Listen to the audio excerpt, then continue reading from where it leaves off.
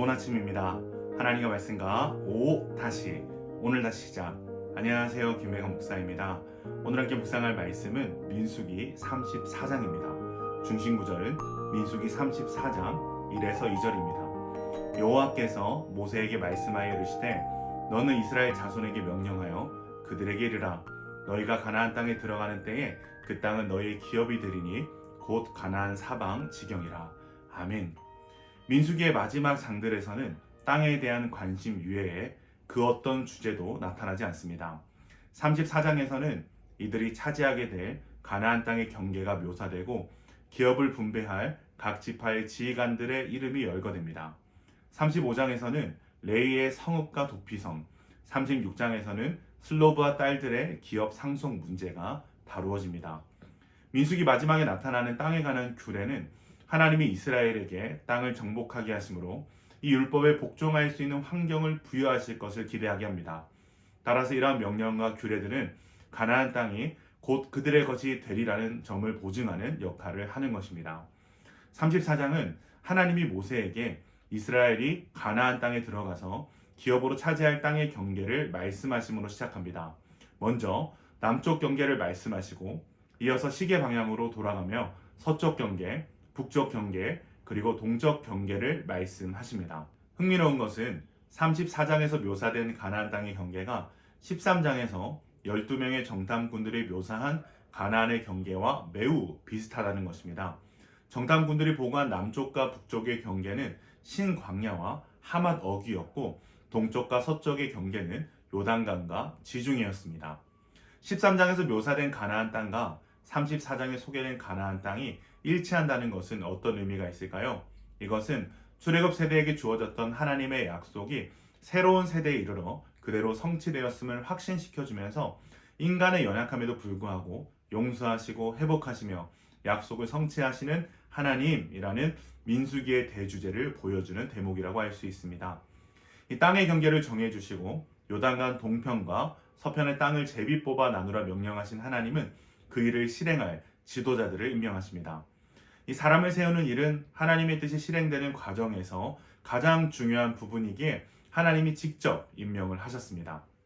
인상적인 사실은 모세와 아론이 아닌 제사장 엘르아살과 눈의 아들 여호수아가 지도자의 위치에 있다는 사실입니다. 그 이유는 지금 하나님이 명령하신 일을 실행에 옮길 사람들은 출애굽 세대가 아닌 광야의 신세대들이기 때문입니다.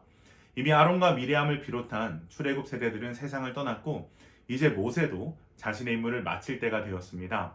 하나님이 이러한 과정을 통해 모세에게 그의 역할이 어디까지인지 말씀해 주시고 내려놓을 준비를 하게 하십니다. 이제 새로운 지도자 엘르아살과 눈의 아들 여호수아와 협력해야 할 또 다른 지도자들이 각 지파마다 한 명씩 세워집니다.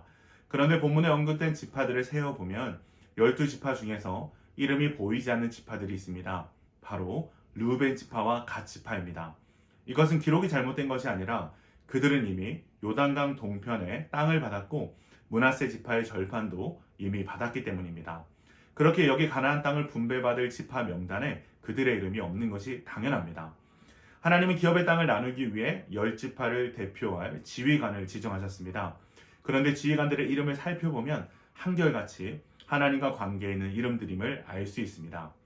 엘르아살은 하나님은 도우시는 자, 여호수아는 여호와는 구원, 갈렙은 담력, 스무엘은 하나님이 들으셨다, 엘리닷은 하나님이 사랑하셨다, 붓기는 여호와의 입, 한니엘은 하나님의 은혜, 그무엘은 하나님의 무리, 엘리사바는 하나님은 방어자, 발디엘은 하나님은 구원자, 아이웃은 명예로운 형제, 부다엘은 하나님이 구원하셨다라는 뜻입니다.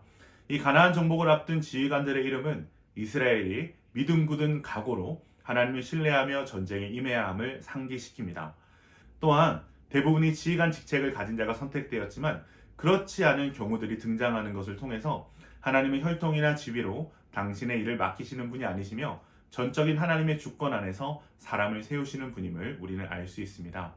또한 유다 지파의 리더로 갈렙이 임명된 것을 볼 때 하나님은 성도의 믿음과 순종에 반드시 보상하시는 분이심을 우리는 알 수 있습니다. 갈렙에게 이 순간은 참으로 감격적인 순간이었을 것입니다. 우리는 이를 통해 오직 믿음의 사람만이 누리게 되는 기쁨과 감격을 발견할 수 있습니다. 사랑하는 기쁨 가정 여러분, 우리는 오늘 말씀을 통해 우리의 연약함, 불순종에도 불구하고 하나님의 약속, 하나님의 계획은 반드시 성취된다는 것을 알 수 있습니다.